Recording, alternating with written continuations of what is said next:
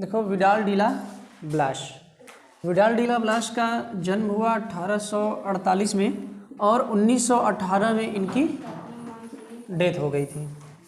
ध्यान दीजिए, ब्लास जो है नैन्सी विश्वविद्यालय में प्रोफेसर थे। नांसी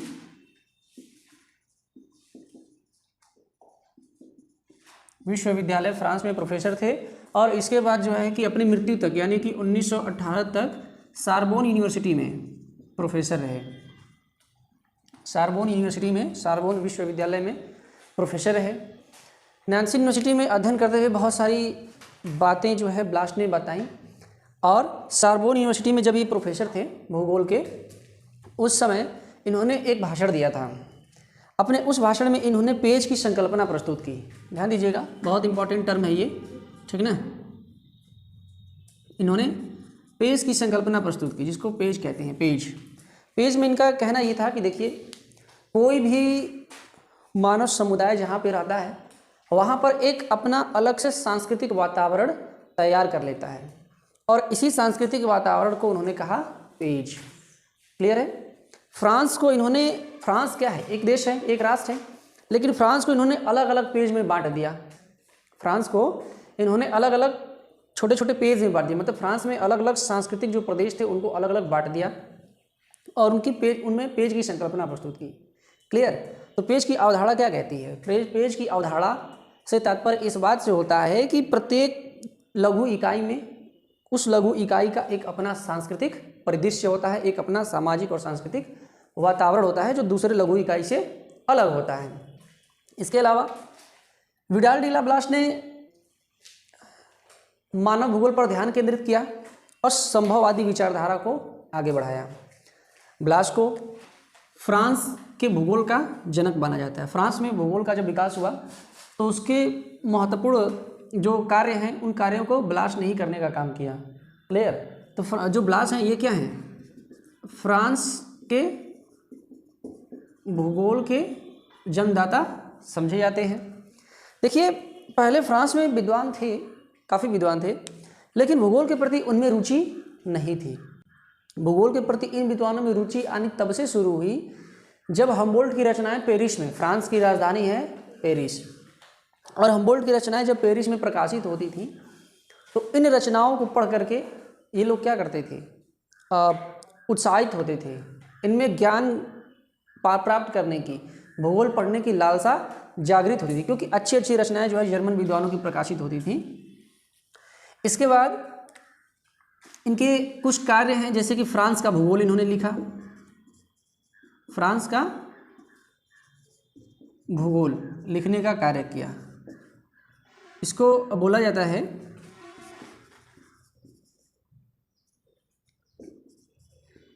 W डी ला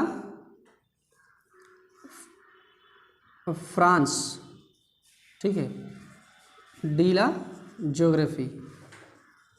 तो इसको आप क्या करेंगे? नोट कर लेंगे, याद रखेंगे। यहाँ से याद रखने वाली बात यह है कि W का मतलब होता है, ठीक है, फ्रांस की फ्रेंच लैंग्वेज में इसका मतलब पठार से लिया जाता है। तो फ्रांस में जो भी पठारी भाग थे उन पठारी भागों को शामिल करते हुए और उनका वर्णन करते हुए ब्लास ने फ्रांस का भूगोल लिखा था। इसके बाद इन्होंने पूर्वी फ्रांस का भूगोल भी लिखा। दूसरी रचना में पूर्वी फ्रांस का भूगोल अलग से लिखा। क्लियर है। इसके बाद इन्होंने ह्यूमन ज्योग्राफी बुक लिखी। इस ह्यूमन ज्योग्राफी बुक का प्रकाशन हुआ 1921 में ब्लास की मृत्यु के बाद, और 1921 में इसका प्रकाशन कराया था मार्टोनी ने। क्लियर है। मार्टोनी याद रखिएगा, इमैनुअल मार्टोन, और मार्टोनी भी कहा जाता है। इमैनुअल मार्टोन ने 1921 में विडाल डीला ब्लास के मरने के बाद इनके रचनाओं को संग्रहित किया और उसको प्रकाशित किया, उसका प्रकाशन कराया। इमैनुअल डी मार्टोन ब्लास के दामाद थे, याद रखिएगा। इमैनुअल डी मार्टोन क्या थे, उनको हम लोग पढ़ेंगे डिटेल में आगे। ये ब्लास के ही क्या थे?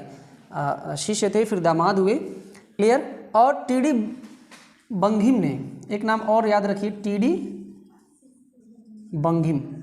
टीडी बंघिम ने क्या किया, इस ह्यूमन ज्योग्राफी का जो अनुवाद है वो अंग्रेजी भाषा में किया था। क्लियर है? टीडी बंघिम ने इस अंग्रेजी ह्यूमन ज्योग्राफी का जो अनुवाद है वो अंग्रेजी भाषा में किया। एक और पुस्तक इनकी याद रखिए, ज्योग्राफी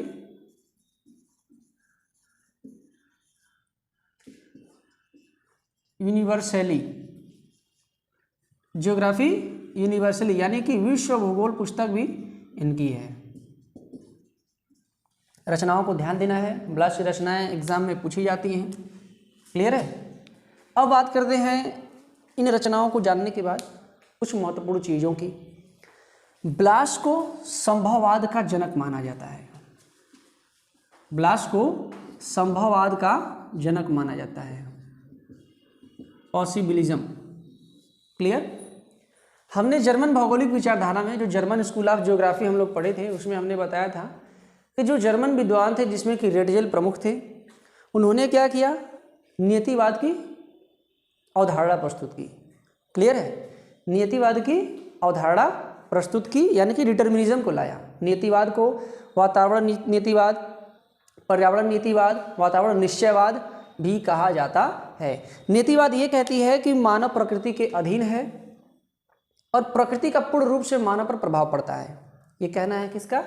नियतिवाद का। लेकिन संभववादी विचारधारा क्या कहती है? संभववादी विचारधारा क्या कहती है कि मानव का प्रकृति पर कोई हस्तक्षेप नहीं है ना।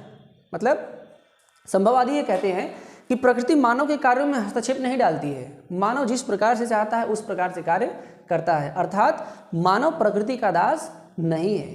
प्रकृति का प्रभाव होता है लेकिन निमित्त मात्र केवल क्या है? प्रकृति एक सलाहकार है जो मानव को सिर्फ सलाह दे सकती है, मानव को अपने अधीन नहीं कर सकती। ये विचारधारा है किसकी? संभववाद की विचारधारा है। संभववादी ये कहते हैं कि प्रकृति सिर्फ एक सलाहकार है। जैसे ब्लास्ट का ही कहना था कि मानव प्रकृति के अधीन नहीं है, बल्कि प्रकृति केवल एक सलाहकार है, इससे ज़्यादा कुछ भी नहीं है। ये कहना था विडाल डी ला ब्लास का। ध्यान दीजिएगा, संभववाद का जनक ब्लास को माना जाता है, लेकिन संभववाद शब्द दिया था फेब्रे ने। इनका पूरा नाम था लुसियन फेब्रे। लुसियन फेब्रे ने a geographical introduction to history, है ना, नामक किताब में संभववाद शब्द का प्रयोग किया और ये कहा, उसी बुक में कहा गया है कि प्रकृति में कहीं कोई अनिवार्यता नहीं है, बल्कि सर्वत्र संभावनाएं हैं। प्रकृति में अनिवार्यता कहीं कुछ भी नहीं है, संभावनाएं हर जगह है और मानव स्वतंत्र है अपने निर्णय के अनुसार इन संभावनाओं का प्रयोग करने के लिए। क्लियर है? तो ये बातें आपको क्या रखनी है? ध्यान में रखनी है। अब यहीं से ब्लास कहते थे कि देखिए, कोई भी अगर समाज विकसित हो रहा है, कोई भी समाज विकसित हो रहा है, किसी भी समाज का विकास हो रहा है, उस पर नीतिवादी विचारधारा का प्रभाव नहीं पड़ता। ठीक है? उस पर मानव का प्रभाव पड़ता है, उस पर मानव के कार्यों का प्रभाव पड़ता है, न कि प्रकृति का प्रभाव पड़ता है। अब जैसे मान लीजिए, नीतिवादी विचारधारा ये कहती है कि प्रकृति ही सर्वश्रेष्ठ है, मानव प्रकृति का दास है, प्रकृति जैसा चाहती है वैसा मानव को बनाती है। क्लियर है? जैसे रेडजेल की जो शिष्या थी एलन चर्चिल सैम्पल, तो एलन चर्चिल सैम्पल ने क्या बताया कि देखिए, जो पहाड़ों पर रहने वाले लोग होते हैं उनके पैर छोटे छोटे और मजबूत होते हैं। वो अपने छोटे और मजबूत पैरों से क्या करते हैं? धीरे धीरे पहाड़ों पर चढ़ जाते हैं। उनको पहाड़ों पर चढ़ने में और उतरने में कोई परेशानी नहीं होती है। जबकि जो समुद्रों के किनारे रहने वाले लोग होते हैं, उनकी जो भुजाएं होती हैं वो बलशाली होती हैं, ताकतवर होती हैं, मजबूत होती हैं। जब वह समुद्र में नाव लेके जाते हैं मछुआरे मछली मारने के लिए, मछली के काम के लिए, तो उनको अपना नाव खेना पड़ता है। इसलिए उनकी भुजाएं क्या होती हैं? प्रकृति ने बलशाली बनाया ही बनाया है। तो इस प्रकार से प्रकृति का क्या है? नियंत्रण हुआ। अरस्तु क्या कहा करते थे? अरस्तु कहा करते थे कि जो गर्म प्रदेशों के लोग होते हैं वो आलसी होते हैं, भीरू होते हैं, उनमें तीव्रता की भावना नहीं होती, कुछ कर गुजरने की भावना नहीं होती। जबकि जो ठंडे प्रदेशों के लोग होते हैं जिस प्रदेश में बहुत ज़्यादा ठंड पड़ती है, ऐसे प्रदेश के लोग साहसी होते हैं, ताकतवर होते हैं, उनमें आलस बिल्कुल नहीं होता है ना। वो आगे बढ़ने की प्रवृत्ति उनमें होती है। जबकि गर्म प्रदेशों के लोगों में, जैसे दक्षिण एशिया के लोग, उन्होंने कहा कि देखिए जैसे भारत जैसे देश हैं और बाकी जो देश हैं, गर्म प्रदेशों के लोग क्या हैं? आलसी हैं। क्यों? इन्होंने कहा था कि देखिए जहाँ पर गर्म प्रदेश होता है, कहीं ना कहीं वहाँ पर रहने खाने की, जीवन की जो मतलब जो क्राइटेरिया होता है लाइफ का, जो जीवन जीने का, वो आसान होता है। और आसान होने की वजह से लोग क्या करते हैं? आलसी हो जाते हैं। जबकि ठंडे प्रदेशों में जीवन कठिन होता है, वहाँ लोग आलसी नहीं होते, जुझारू होते हैं, संघर्षशील होते हैं। लेकिन संभववादी कहते हैं कि देखिए ऐसा कुछ भी नहीं है। मानव अपने विवेक के अनुसार, अपनी सारी चीज़ों के अनुसार काम करता है, प्रयोग करता है। क्लियर है? इन्होंने कहा कि देखिए जैसे अंटार्कटिका पे जहाँ बहुत ज़्यादा ठंड पड़ रही है, वहाँ मानव का कोई कार्य नहीं है, लेकिन मानव ने वहाँ भी संभावना खोज ली, वहाँ जा रहा है मानव। संभववादी विचारधारा क्या है कि हर जगह संभावना है, मानव स्वामी है ऐसे निर्णयों का, ऐसी संभावनाओं का, जो अपने हित में हो, मानव के हित में हो, उसका वो प्रयोग करेगा। क्लियर? अंटार्कटिका जाने की जरूरत पड़ी तो मानव गया, महासागर की गहराई में जाने की जरूरत पड़ी तो मानव गया, पहाड़ों पर एवरेस्ट पर जाने की जरूरत पड़ी तो मानव गया, चांद पर जाने की जरूरत पड़ी तो मानव गया, मंगल ग्रह पर जाने की जरूरत पड़ी तो मानव गया। मतलब अगर मानव को संभावना दिखी और मानव को यह लगा कि यह संभावना मेरे लिए अनुकूल है, मेरे हित में है, तो मानव वो काम करेगा। जो संभावना उसे समझ में नहीं आया कि नहीं हमें ये काम नहीं करना है, तो मानव उसको क्या करेगा? छोड़ देगा। क्लियर? तो संभववादी विचारधारा कहती है कि मनुष्य अपनी आवश्यकताओं के अनुसार जो प्रकृति में संभावनाएं हैं, उन संभावनाओं का प्रयोग करता है। कहने का अर्थ ये है कि ऐसी चीज़ नहीं है कि प्रकृति ने जितनी संभावना दे दी मानव सबका यूज करेगा, नहीं, सबका प्रयोग नहीं करेगा। जो मानव के हित में है, जो मानव के लिए जरूरी है, वही कार्य करेगा। क्लियर है? तो जितने भी फ्रेंच ज्योग्राफर्स हैं, फ्रांसीसी भूगोलवेत्ता हैं, फ्रेंच स्कूल ऑफ ज्योग्राफी के जितने भी विद्वान हैं, वो सब संभववाद का समर्थन करते हैं और कहते हैं कि नियतिवाद का कोई महत्व नहीं है। नियतिवाद पर मानववाद हावी है, ठीक है, और मानव जो चाहता है उस तरीके से प्रकृति में, पर्यावरण में परिवर्तन भी करता है। जैसे आजकल हम एसी वगैरह देख रहे हैं, गर्मी ज़्यादा पड़ी तो हमने एसी बना लिया, कूलर बना लिया। तो संभावना का प्रयोग करके हम प्रकृति पर क्या कर रहे हैं? अपना सामंजस्य स्थापित कर रहे हैं, है ना। प्रकृति को हमने, नेचर को क्या कर दिया? निग्लेक्ट कर दिया। बहुत ज़्यादा गर्मी पड़ रही थी, हमने एसी बना लिया, पंखा बना लिया और गर्मी से राहत पा रहे हैं। नियतिवादी क्या कहते थे कि नहीं, प्रकृति में ही आप रहिए। जैसे पुराने ज़माने के लोग, है ना, जब आप देखेंगे अपने ही समाज में देखिए, प्राचीन समय में लोग क्या करते थे? गर्मी होती थी तो घर ऐसा बनवाते थे कि हवा, है ना, वायु पूरी तरीके से क्या हो? पास हो। सोने के लिए पेड़ों के नीचे चले जाते थे, खुला होता था, आंगन होता था। तो प्रकृति के अनुसार कार्य करते थे। वो लोग भी क्या थे? प्राचीन समय के लोग भी नियतिवादी ही थे, है ना, प्रकृति के अनुसार चलते थे। क्लियर है? जबकि वर्तमान मानव क्या है? हम लोग संभववादी हैं। हमें अगर प्रकृति से कोई दिक्कत होती है तो हम उसका कोई ना कोई जुगाड़ लगा लेते हैं, उससे बचने का कोई रास्ता ढूंढ लेते हैं। तो ये सारी बातें हैं, इन बातों को आपको क्या रखना है? ध्यान में रखना है। क्लियर है? इसके अलावा ब्लास की एक और बात आप याद रखेंगे, इन्होंने पार्थिव एकता का नियम दिया।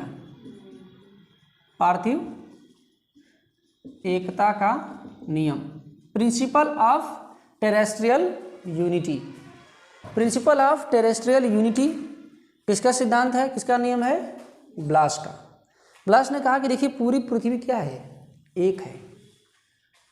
पूरी पृथ्वी ही एक है और उसी पूरी पृथ्वी के एक होने के अकॉर्डिंग ही, उसी के अनुसार पृथ्वी पर सारे कार्य संचालित हो रहे हैं। ये कहना था किसका? ब्लास का। ठीक है, तो याद रखिएगा, पार्थिव एकता का जो नियम है ब्लास का है। ये नियम ये कहता है कि संपूर्ण पृथ्वी एक है, पृथ्वी से जुदा, पृथ्वी से अलग कुछ भी नहीं है ना। मानव, प्रकृति सब एक ही में है। हाँ, मानव, इन्होंने कहा कि मानव क्या है? संभववादी है। ठीक है, पॉसिबिलिज्म का इन्होंने क्या किया था? समर्थन किया था, पॉसिबिलिज्म के, संभववाद के ये जनक माने जाते हैं। क्लियर है? तो इतनी सारी बातें हैं ब्लास के संदर्भ में आपको याद रखना है। इसके बाद हम लोग पढ़ेंगे जीन ब्रून्स को, जीन ब्रून्स के कार्यों को देखेंगे। क्लियर है? और उसके बाद बाकी सारी चीज़ें